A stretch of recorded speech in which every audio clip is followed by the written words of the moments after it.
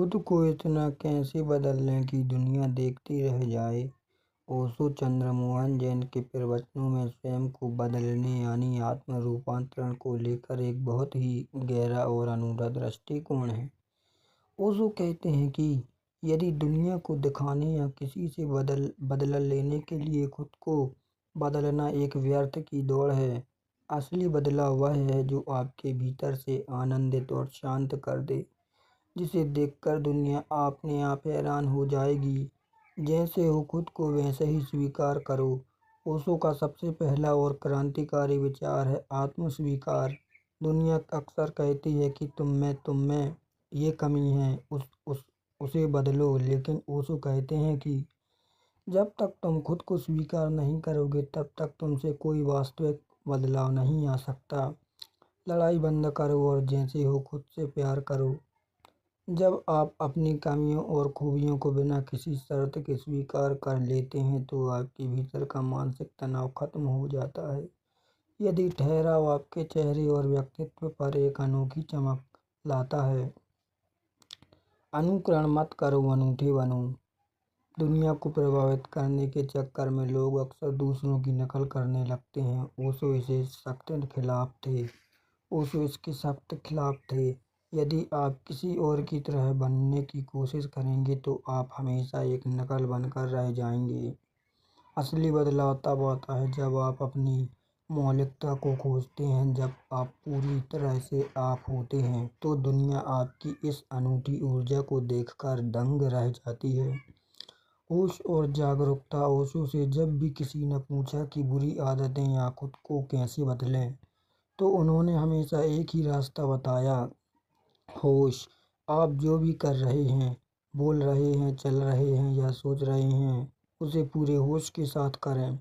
जब आप अपने क्रोध, अपनी उदासी या अपनी आदतों के प्रति जागरूक हो जाते हैं तो वे चीज़ें अपने आप पिघलने लगती हैं। ओशो में जीने वाले व्यक्ति का व्यक्तित्व इतना चुंबकीय हो जाता है कि लोग उसकी तरफ खिंचे चले आते हैं। अतीत और भविष्य से मुक्ति पाएं। हमारा आधा जीवन अतीत के पछतावे और भविष्य की चिंताओं में बीत जाता है।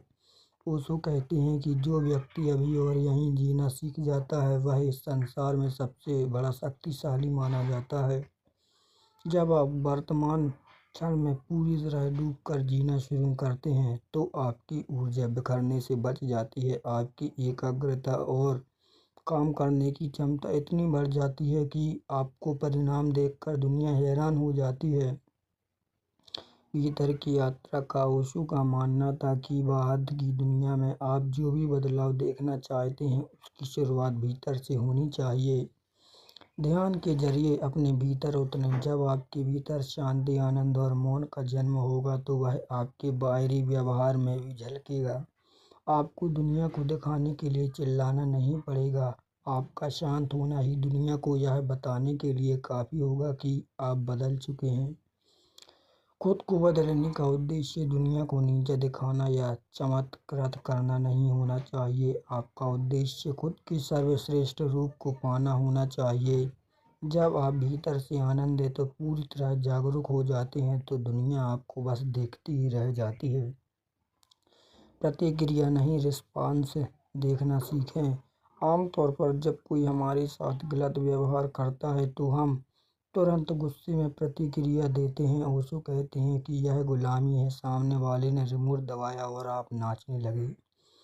जब आप खुद को बदलते हैं तो आप तुरंत रिएक्ट करना बंद कर देते हैं। आप थोड़ा ठहरते हैं, होश लाते हैं और फिर तय करते हैं कि सही व्यवहार क्या होना चाहिए। जब दुनिया आपको उकसाने की कोशिश करे और आप शांत बने रहें तो यह देखकर हैरान रह जाते हैं। यह आपकी आंतरिक शक्ति को दर्शाता है।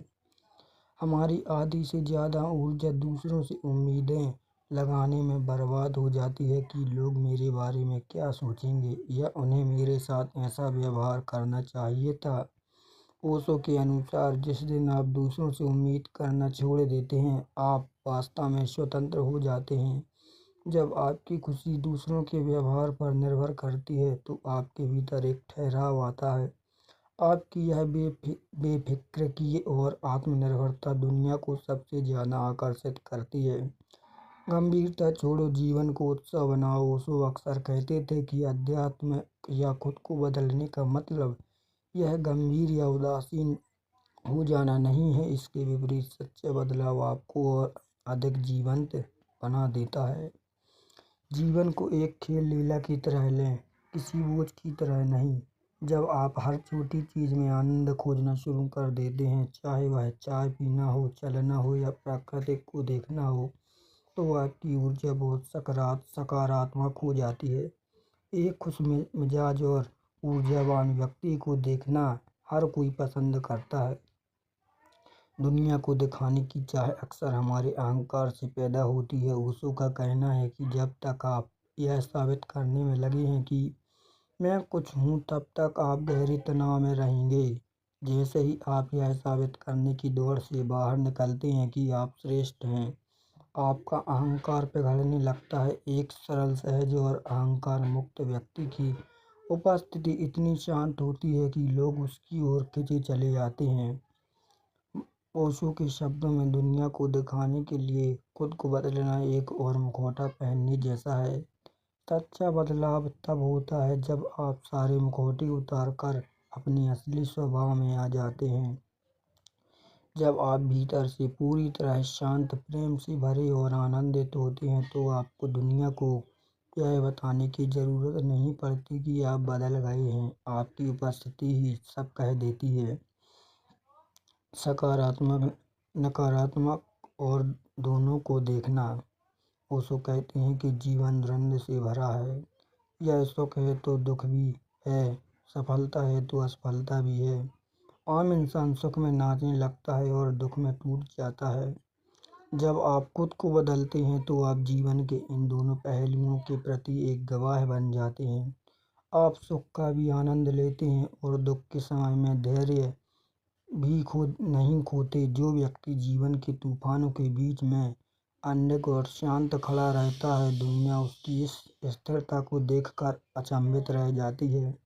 अकेलेपन को एकांत बनाए। दुनिया में ज़्यादातर लोग अकेले होने से डरते हैं। वे हमेशा किसी न किसी का साथ ढूंढते हैं ताकि उनका मन बहला रहे। ओशो ने अकेलेपन और एकांत के बीच एक बड़ा फर्क बताया है। अकेलापन एक बीमारी की तरह है जहां आप दूसरों की कमी महसूस करते हैं। इसके विपरीत एकांत एक उत्सव है जहां आप स्वयं की संगति का आनंद लेते हैं। जब आप अपने साथ समय बिताना, खुद को जानना और अपने मौन में कुछ कहना सीख जाते हैं, तो आपकी निर्भरता खत्म हो जाती है। ऐसा आत्मनिर्भर और आत्मतृप्त व्यक्ति दुनिया के लिए एक रहस्य बन जाता है। प्रेम को मांग नहीं, दान बनाना। हमारा आम प्रेम अक्सर एक सौदा होता है।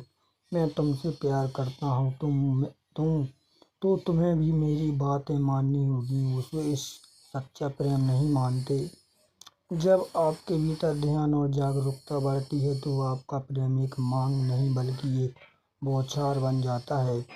आप इसलिए प्रेम नहीं करते कि आपको बदले में कुछ चाहिए, बल्कि इसलिए करते हैं क्योंकि आपके पास देने के लिए बहुत कुछ है। जब आपकी करुणा और प्रेम निस्वार्थ हो जाते हैं, तो आपका व्यक्तित्व दिव्य होने लगता है। खुद को बदलने की इस पूरी प्रतिक्रिया को ओशो दौड़ का रुक जाना कहते हैं।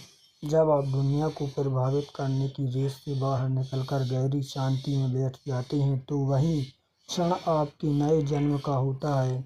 तुम्हें किसी और जैसा नहीं बनना है, तुम सिर्फ वह बनना है जो तुम वास्तव में हो।